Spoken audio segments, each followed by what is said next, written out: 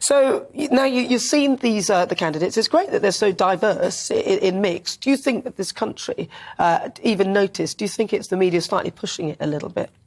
I don't think there's any issue with a woman of colour being the leader of the Conservative Party being an electoral disadvantage. I mean, that is to wildly underestimate the British public. I think, for the most part, the voters don't see colour. They see character. And it's clear, I think, that not just Kemi. I think Liz would be an attractive alternative as well.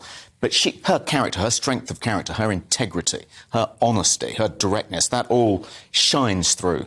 And the idea that, you know, that Tory voters would be turned off voting for a woman of colour, or even an Asian leader like Rishi, is just insulting. And when Jolyon Maugham tweeted that earlier this week, I was disgusted, and I was glad that he deleted that tweet. Yeah, it is ridiculous because the thing is, I hadn't really noticed any of that again. It's always other people highlighting it to me to tell me about it and saying, "Ooh," you know.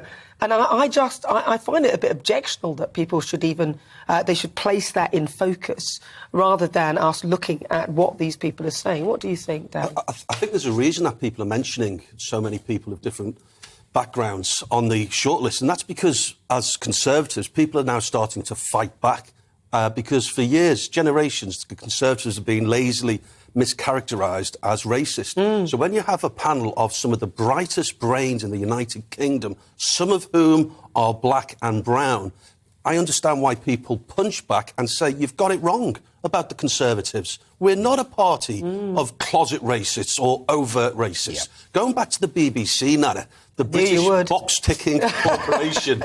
Toby, you've just met me, but I spent 15 years at the BBC. Right. And they pray at the altar of diversity. When I saw that little monologue from the reporters got formed, by the way, for being ultra-sensitive. She was the one who stormed out of a Scottish FA after-dinner award or something because they had a comic and she took exception to a few of the jokes. And so she started this misogynistic storm, which I think he's been cancelled now, this guy. When I heard her describe that there are 11 first-team players, 5 substitutes, none of them are white, I was thinking, where the hell are you going? Do you not understand that one of the coffin nails that is gradually being tapped deeper into the wood of the BBC, you are contributing to it? Because generally, overwhelming swathes of this country are sick of the BBC having this diversity push. And it's a dogma. It's groupthink, and it's a diversity enrichment for the UK. It's dogmatic, and it swims